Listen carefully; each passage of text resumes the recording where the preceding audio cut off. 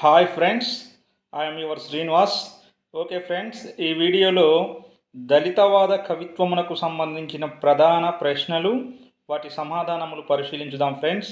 మీరు ఆల్రెడీ ఒకసారి చదివి ఉంటే మీకు ఈ అంశాలు బాగా గుర్తుండడానికి అవకాశం ఉంటుంది ఫ్రెండ్స్. దళిత అనే పదం మొదట ప్రయోగించింది ఎవరు?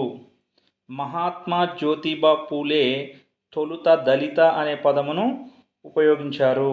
వీరు దళితుల అభ్యున్నతి కోసం సత్యశోధక సమాజంను స్థాపించారు. దళిత అనే పదానికి అర్థాలు ఏమిటి?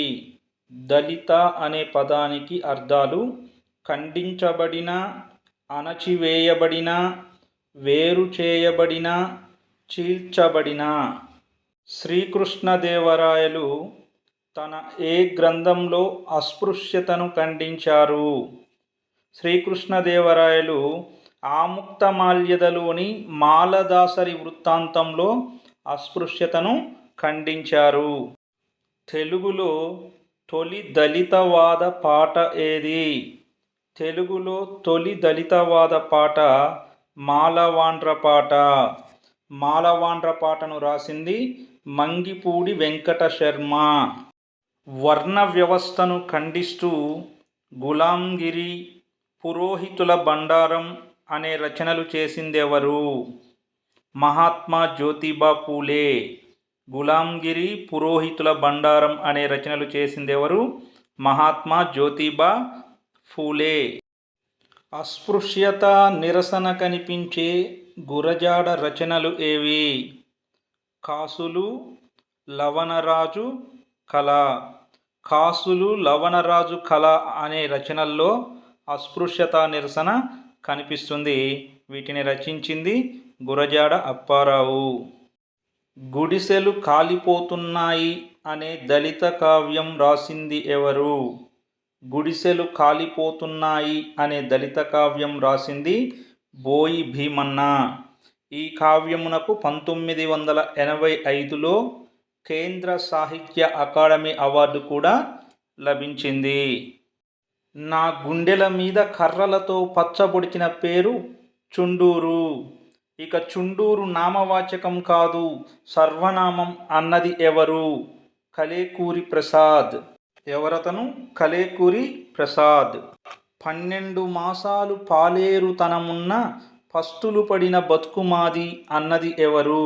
జాల రంగస్వామి. 12 మాసాలు పాలేరుతనమున్న పస్తులు పడిన బతుకుమాది అన్నది జాల రంగస్వామి. ఒక దళితుడిని వివాహం చేసుకున్న బ్రాహ్మణ స్త్రీ అంతరంగాన్ని తెలిపిన మద్దూరి నగేష్ బాబు రచన ఏది? విడి ఆకాశం. విడి ఆకాశం. నీ బాంచన్ కాల్ముక్తా అనే నవల రాసింది ఎవరు? కాలువ మల్లయ్య. నీ బాంచన్ కాల్ముక్తా అనే నవల రాసింది కాలువ మల్లయ్య. నీ బాంచన్ కాల్ముక్తా అనే రచన ఇల్లిందల సరస్వతీదేవిది కూడా కలదు. ఈ విషయము గమనించాలి. దళితుల అభివృద్ధి కోసం ప్రారంభించిన త్రైమాసిక పత్రిక అస్మిత ఇప్పుడు ఏ పేరుతో నడుస్తుంది? అస్మితాదర్శ అనే పేరుతో నడుస్తుంది. అస్మితా పత్రిక నేడు అస్మితాదర్శ అనే పేరుతో నడుస్తుంది. Next question. 2020లో కేంద్ర సాహిత్య అకాడమీ అవార్డు లభించిన మిలింద కథలు రాసింది ఎవరు? ఎండ్లూరి మానస. ఈవిడ ఎండ్లూరి సుధాకర్ కూతురు. ఓకే. మాదిగోడు కథల సంపుటి రాసింది ఎవరు? నాగప్ప గారి సుందర్రాజు. మాదిగోడు కథల సంపుటి రాసింది నాగప్ప గారి సుందర్రాజు. బాగా గుర్తుంచుకోవాలి. నేను అస్పృశ్యుణ్ణి, నా ఒళ్ళంతా మట్టి వాసన అని అన్నది ఎవరు? బొజ్జా తారకం. నేను అస్పృశ్యుణ్ణి, నా ఒళ్ళంతా మట్టి వాసన అన్నది బొజ్జా తారకం. ఓకే. కొత్త గబ్బిలం, నీలిక, దళితాయనం, వర్గీకరణీయం అనే రచనలు చేసింది ఎవరు? ఎండ్లూరి సుధాకర్. కొత్త గబ్బిలం, నీలిక, దళితాయనం, వర్గీకరణీయం అనే రచనలు చేసింది ఎండ్లూరి సుధాకర్. శిఖామణి మొదటి పేరు ఏమిటి? కర్రి సంజీవరావు. శిఖామణి మొదటి పేరు కర్రి సంజీవరావు. ఇతని కలం పేరు లావణ్య. శిఖామణి కలం పేరు లావణ్య. మెడకు ముంత కట్టినట్లు నోటికి భూతం కట్టకండి అనే వ్యాసం రాసింది ఎవరు? సతీష్ చందర్. మెడకు ముంత కట్టినట్లు నోటికి భూతం కట్టకండి అనే ప్రసిద్ధ వ్యాసం రాసింది ఎవరు? సతీష్ చందర్. ఇతను పంచమ వేదం అనే రచన కూడా చేశారు, గుర్తుంచుకోవాలి. ఒడ్డులు తిరుక్కుంటూ అనే కవిత రాసింది ఎవరు? వేముల ఎల్లయ్య. ఒడ్డులు తిరుక్కుంటూ అనే కవిత రాసింది ఎవరు? Vemula Yellaiah. Okay, next question చూద్దాం.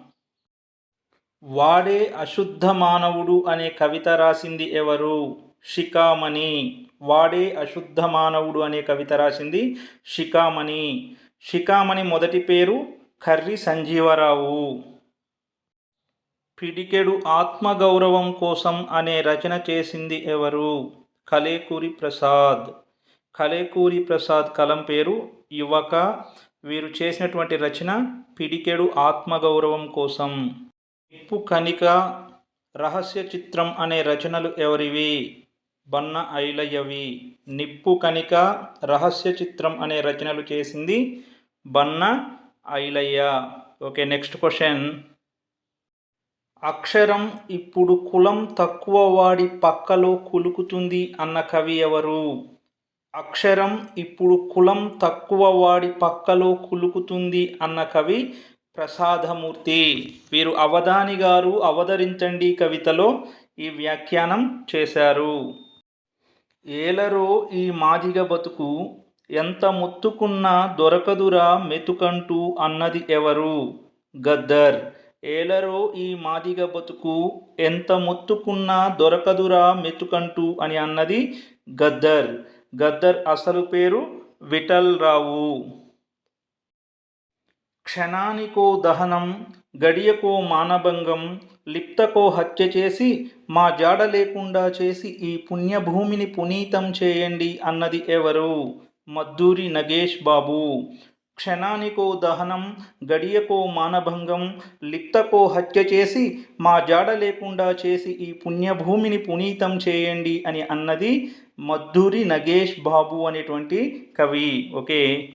దళిత సాహిత్య నేపథ్యం, దళితవాద వివాదాలు అనే రచనలు చేసిన కవి ఎవరు?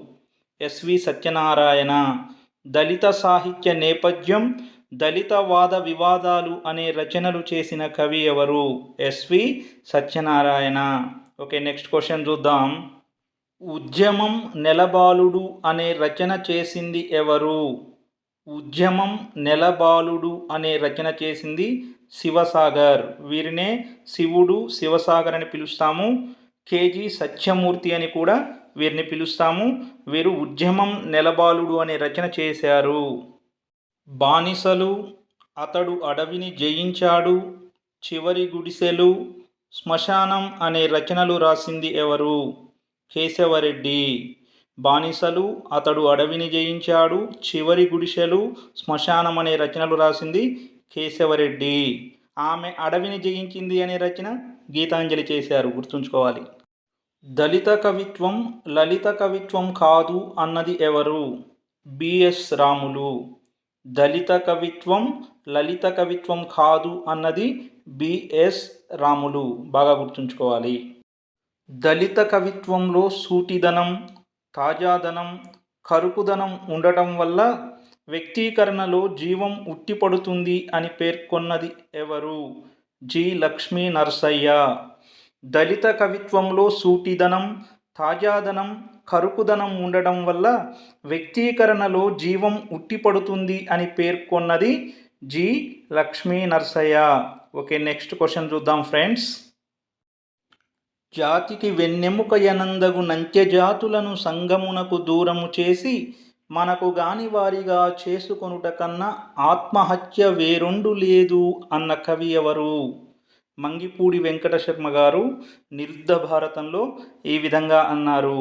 ఏంటది? జాతికి వెన్నెముక యనందగు నంచెజాతులను సంగమునకు దూరం చేసి మనకు గాని వారిగా చేసుకొనుట కన్నా ఆత్మహత్య వేరొండు లేదు అని అన్నారు. ఎక్కడన్నారు? నిరుద్ధ భారతంలో అన్నారు. ఎవరు? మంగిపూడి వెంకట శర్మ. అంటరాని వసంతం, తిరిగిరాని వసంతం అనే రచనలు చేసిన కవి ఎవరు? జి. కళ్యాణరావు. అంటరాని వసంతం, తిరిగిరాని వసంతం అనే రచనలు చేసిన కవి జి. కళ్యాణరావు.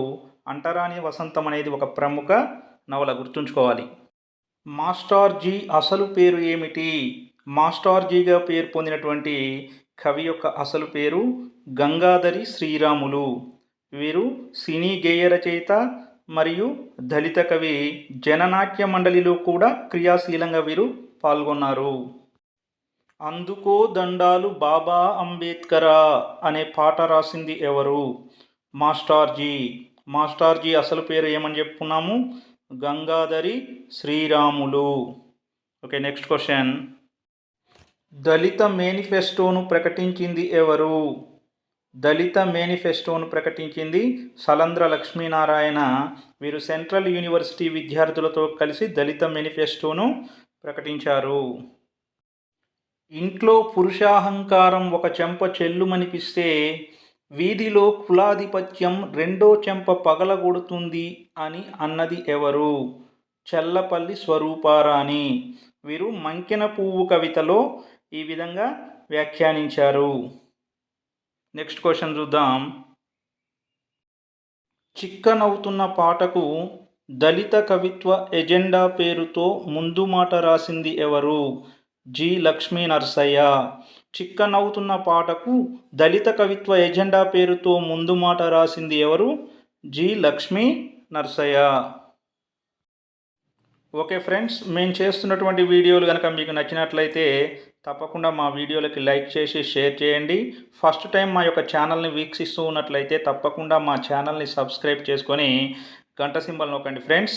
ఓకే, మా యొక్క వీడియోలు చూసి మీ యొక్క విలువైన సలహాలు సూచనలు కూడా ఇవ్వండి. తప్పకుండా కామెంట్ బాక్స్లో కామెంట్ చేయండి ఫ్రెండ్స్. ఓకే, ధన్యవాదములు.